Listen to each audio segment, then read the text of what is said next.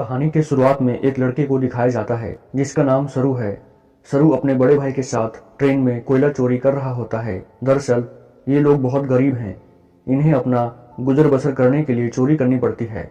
ये दोनों ट्रेन से बहुत सारा कोयला चोरी करते हैं और उस कोयले को एक दुकान में बेचने जाते हैं। तब सरू उस दुकान में जलेबी को देखता है। सरू अपने भाई से कहता है उसे जलेबी खानी है।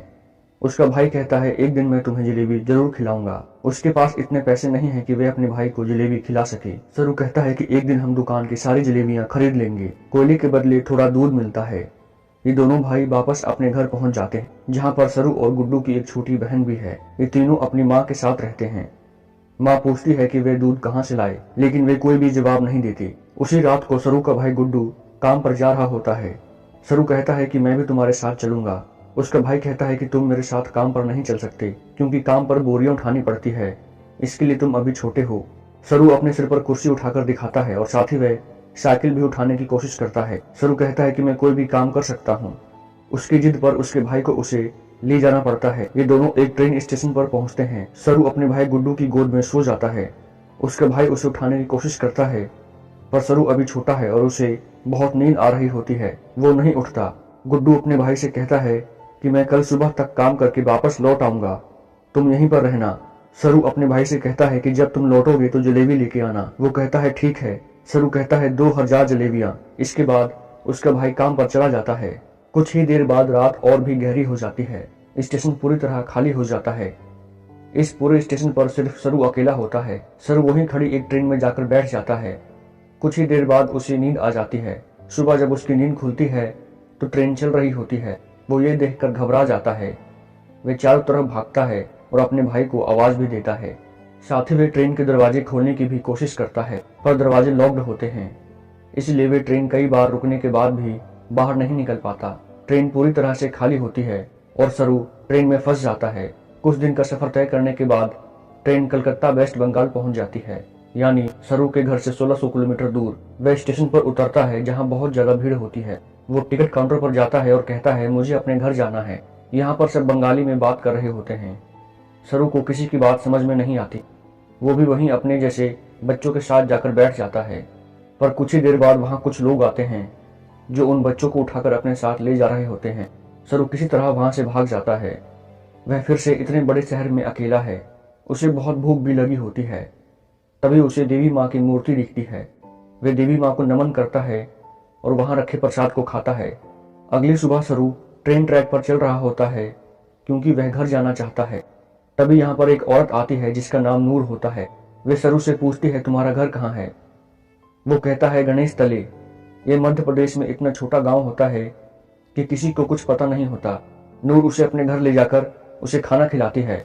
वे उसे नहाती है और वह कहती है कल सुबह एक आदमी आएगा जो तुम्हारी मदद करेगा। वो तुम्हें तुम्हारी मम्मी से मिलवा देगा। अगली सुबह यहाँ पर रमा नाम का एक व्यक्ति आता है। वह सरू की बॉडी चेक करता है और नूर से धीरे से कहता है तुमने अच्छे से काम किया है, उन्हें ऐसे ही लड़की की तलाश थी। सरू को इन दोनों पर शक हो जाता है और मौका देखकर इस घर को छोड़कर भाग जाता है। सरू कई दिन हावड़ा ब्रिज के आसपास ही गुजारता है। उसे हमेशा अपनी मम्मी की याद आती है कि किस तरह से उसकी मम्मी पत्थर तोड़ा करती थी और वह अपनी मम्मी की मदद किया करता था। सरू अपनी मम्मी से बहुत प्यार करता है, पर वह वहां से 1600 किलोमीटर दूर है, जिसके बारे में सरू को कुछ भी नहीं पता। सरू को इसी तरह यहाँ पर 2 महीने बीत जाते और एक सुबह जब बारिश होती है तो वे एक कैंटीन के बाहर बैठा होता है। कैफे के अंदर एक लड़का कॉफी पी रहा होता है और बाहर से सरू उसकी नकल कर रहा होता है। वह लड़का बाहर आता है और उसको कुछ खाने को देता है। उसके बाद वह सरू को अपने साथ पुलिस स्टेशन ले जाता है। वो बताता है कि इस लड़के को बंगला बोलनी नहीं आती, ये हिंदी में बात करता है और ये कहता है कि ये गणेश तले से है। इस जगह के बारे में ना ही लड़के को और ना ही पुलिस वाले को कुछ पता होता है, क्योंकि ये मध्य प्रदेश का बहुत छोटा सा गांव है। पुलिस उसके पेरेंट्स को ढूंढने की बहुत कोशिश करती है, पर सरू के घर का, उसके गांव का और परिवार का कुछ पता नहीं चलता। इसलिए पुलिस उसे एक अनाथालय में भेज देती है। सरू 3 महीने वहीं रहता है और फिर 3 महीने बाद उससे एक लेडी मिलने आती है जिसका नाम मिसेस सूद होता है। वे सरू को बताती है कि पिछले 3 महीने से हम तुम्हारी अम्मी को, तुम्हारे परिवार को ढूंढ रहे हैं, पर कुछ पता नहीं चला। हमने अखबार में भी इश्तिहार दिया। सरू कहता है मेरा घर बहुत दूर है, मैं अपनी मम्मी के पास, गुड्डू के पास जाना चाहता हूँ। सूद ने कहा कि अब कोई फायदा नहीं है। एक ऑस्ट्रेलियन कपल हैं जो तुम्हें अडॉप्ट करना चाहते हैं। वो बहुत अच्छे लोग हैं, उनके साथ तुम बहुत खुश रहोगे। तुम्हें ऑस्ट्रेलिया जाना होगा। इसके बाद मिसिस सूद सरू को अपने घर ले जाती है, जहाँ कुछ और बच्चे भी होते हैं। मिसिस सूद सबको इंग्लिश के शब्द और मैनर्स सिखाती है। फिर सरू को ऑस्ट्रेलिया भेज दिया जाता है, जहाँ पर मिस्टर जॉन और उसकी वाइफ सू मिलते हैं, जिन्होंने उसे गोद लिया होता है। वे बहुत खुश होते हैं उसे देखकर। सरू को वे अपने घर ले जाते हैं। छोटे से घर में रहने वाला सरू जब इस बड़े घर को देखता है तो वह पूरी तरह से हैरान हो जाता है। साथ ही वह बहुत गुमसुम भी होता है, क्योंकि यह देश, यहाँ की हवा, मिट्टी सब सरू के लिए नए हैं। सरू की मॉम, जिसका नाम सू है, वह सरू से कहती है, मैं जानती हूँ कि तुम्हारा सफर इतना आसान नहीं था। तुम मुझे इस वक्त कुछ भी नहीं बता सकते, पर एक दिन तुम मुझे सब कुछ बताओगे। सरू धीरे धीरे इनकी भाषा, इनका रहन सहन सीखना शुरू कर देता है। बहुत जल्दी वो इन सब के साथ कंफर्टेबल हो जाता है। मिस्टर जॉन और उनकी वाइफ सरू से बहुत प्यार करते हैं। वे उसकी जिंदगी में किसी तरह की कोई कमी नहीं होने देते। 1 साल बाद वे एक और बच्ची को अडॉप्ट करते हैं। धीरे धीरे वक्त बीतता है और 20 साल बीत जाते हैं। सरू अब बड़ा हो चुका था। मिस्टर जॉन और उसकी वाइफ, जो सरू के मॉम डैड हैं, उन्हें सरू पर बहुत गर्व होता है। वह होटल मैनेजमेंट की पढ़ाई करने के लिए मेलबर्न जाता है। सरू अब होटल मैनेजमेंट की क्लास में पहुंच जाता है, जहां पर सब अपने बारे में बताते हैं। सरू बताता है कि वह अपना खुद का होटल खोलना चाहता है। साथ ही वह यह भी बताता है कि वह इंडिया में कलकत्ता से है। फिर वह सब मिलकर एक पार्टी रखते हैं, जहां पर सरू भी होता है और बहुत सारे इंडियन स्टूडेंट भी होते हैं। इसलिए यहाँ पर बहुत सारा इंडियन फूड होता है। और सरू जब वहाँ जलेबियाँ देखता है तो उसे बचपन का वो लम्हा याद आ जाता है, जब उसने अपने भाई से जलेबी खाने को कहा था और जवाब में उसके भाई गुड्डू ने कहा था कि वह उसे जलेबी जरूर खिलाएगा। सरू ने कहा था वो एक दिन सारी जलेबियाँ खरीद लेंगे। सरू वो लम्हा याद करता है तो उसकी आंखों में आंसू आ जाते हैं और वे अपने दोस्तों को कहता है कि वो कलकत्ता से नहीं है, वो किसी और जगह से है। बचपन में वो खो गया था। वो एक ट्रेन में बैठ गया था और कलकत्ता पहुंच गया था। यहाँ पर एक लड़की उसे गूगल अर्थ के बारे में बताती है। वह कहती है, गूगल अर्थ के जरिए तुम किसी भी जगह को ढूंढ सकते हो। लूसी और सरू एक दूसरे से बहुत प्यार करते हैं, पर सरू आज भी अपने परिवार के लिए बहुत परेशान है। लूसी सरू से कहती है कि तुम्हें अपने मॉम के पास जाना चाहिए। सरू अपने मॉम के पास जाता है, जिनकी तबीयत बहुत खराब है। सरू गूगल अर्थ पर अपने गाँव को ढूंढने की कोशिश करता है। वो इंडिया की अलग अलग जगह को जूम करके देखता है।